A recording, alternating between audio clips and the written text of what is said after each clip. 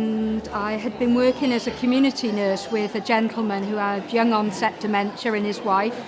And on this one occasion, his wife rang me, and it turned out that he had ended up in a medical ward, and she rang me off a mobile onto my work line, and she said, she was begging me, Lorraine, can you come and help? Can you come and help? And told me where she was.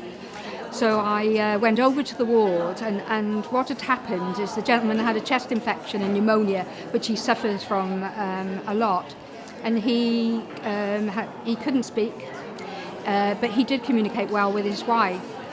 But despite the fact that his wife was present and they wanted to assess this gentleman to get up and see what he could do and couldn't do for himself, the communication plan didn't go well.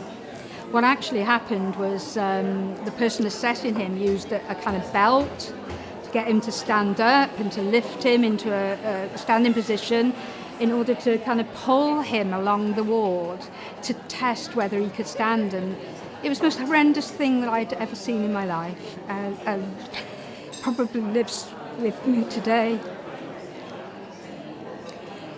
I guess what happened was I was given an opportunity to intervene and to ask the lady who was doing the assessment if she could hand the gentleman and give him over to his wife, who, as soon as the stress of this whole situation calmed down, was able to encourage him into a standing position and able to encourage him to follow her, and to so that the assessment could take place.